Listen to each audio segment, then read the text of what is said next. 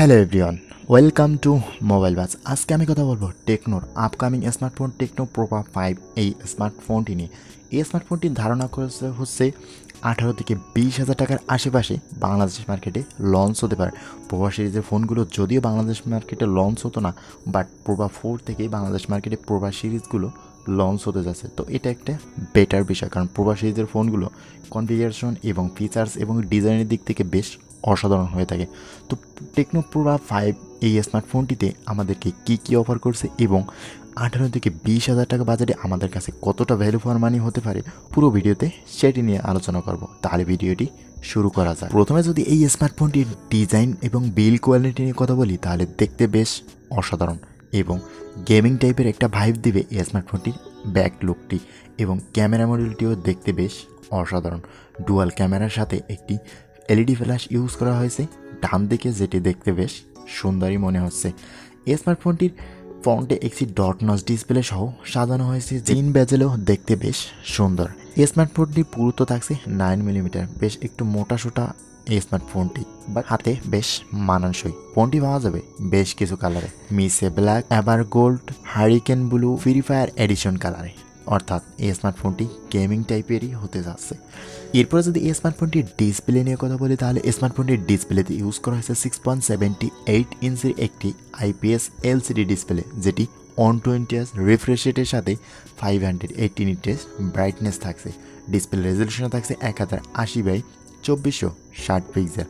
ফোনটিতে থাকছে 386 PPI density, থাকছে না কোনো কর্নিং গরিলা গ্লাসের প্রোটেকশন।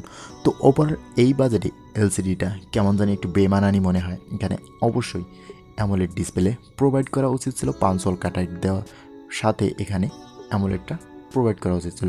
চেইন বেজেল মোটামুটি বাজেট অনুযায়ী ঠিকঠাক থাকলেও লোয়ার চেইনটা একটু মোটাই মনে হয়। স্মার্টফোনটিতে হায়ার রিফ্রেশ রেট রয়েছে, বাট অ্যামোলেড হলে যথেষ্ট সুন্দর হতো। এরপরে সেই স্মার্টফোনটির ক্যামেরা সেকশনে ফোনটিতে ইউজ করা হয়েছে 50 মেগাপিক্সেলের মেইন ক্যামেরার সাথে একটি 0.8 মেগাপিক্সেলের অকেজো ডেপথ সেন্সর। ফোনটির ব্যাক ক্যামেরাতে ভিডিও রেকর্ড করা যাবে 1080p 30 fps রেজলিউশনে, এবং ফ্রন্ট ফেসিং ক্যামেরা ইউজ করা হয়েছে 8 মেগাপিক্সেলের সেলফি শুটার। এখানেও 1080p 30 fps ভিডিও রেকর্ড করা যাবে। তো ওভারঅল ক্যামেরাটা একেবারেই অ্যাভারেজ ক্যামেরার দিক থেকে যথেষ্ট ফোকাসিং না এই স্মার্টফোনটি। এই স্মার্টফোনটির মূল ফোকাসিং পারফরমেন্স সেকশন। তাহলে দেখি এই স্মার্টফোনটির পারফরমেন্স সেকশনে আমাদেরকে কী অফার করছে। এই স্মার্টফোনটির পারফরমেন্স সেকশনে থাকছে মিডিয়াটেক হেলিও G99 এর একটি 6 ন্যানোমিটারের চিপসেট, যার সিপিইউ হিসেবে পাওয়া যাবে 2.2 GHz অক্টাকোর, এবং জিপিইউ হিসেবে থাকবে মালিজি 52MC2। ফোনটি পাওয়া যাবে দুইটি মাত্র ভেরিয়েন্টে, 8GB 128GB এবং 8GB 256GB ভেরিয়েন্টে। এই স্মার্টফোনটি রান করবে iOS 13 এর সাথে অ্যান্ড্রয়েড 13। তো ওভারঅল পারফরমেন্স সেকশনটা যথেষ্ট ভালো। G99 প্রসেসর গেমিংয়ে আপনাকে অসাধারণ পারফরমেন্স দিবে, স্মুথলি গেমিংয়ের এক্সপিরিয়েন্স পাওয়া যাবে। এই স্মার্টফোনটির চিপসেট G99 আপনাকে এই সাপোর্টটা দিবে। তো ওভারঅল পারফরমেন্স সেকশনটা যথেষ্ট ভালো। এরপরে আসি স্মার্টফোনটির পাওয়ার সেকশনে। ফোনটিতে ইউজ করা হয়েছে 6000 mAh এর ব্যাটারি। ফোনটি পুরুত্ব হওয়ার মূল কারণই হচ্ছে এই স্মার্টফোনটিতে 6000 mAh এর ব্যাটারি। চার্জিং হিসেবে থাকছে 45 ওয়াটের ফাস্ট চার্জার। স্মার্টফোনটি ফুল চার্জ করতে বেশি সময় নেবে না। 45-এর চার্জার দিয়ে আপনি অনায়াসে 60 মিনিটের ভেতর ফোনটিকে ফুল চার্জ করতে পারবেন। আর 6000 mAh ব্যাটারি দিয়ে আপনি পুরো দিন তো ভালো, গেমিংয়ের ক্ষেত্রেও বেশ ভালো সাপোর্ট পাবেন। তো ব্যাটারির দিক থেকে যথেষ্ট সাপোর্ট এবং পারফরমেন্স দিক থেকেও যথেষ্ট সুন্দর। থাকছে loud speaker, 3.5 millimetre headphone jack, side mounted fingerprint, Bluetooth, USB type C port, wifi.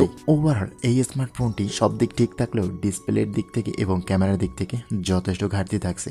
Otherwise battery এবং প্রসেসর পারফরমেন্স সেকশন যথেষ্ট সুন্দর।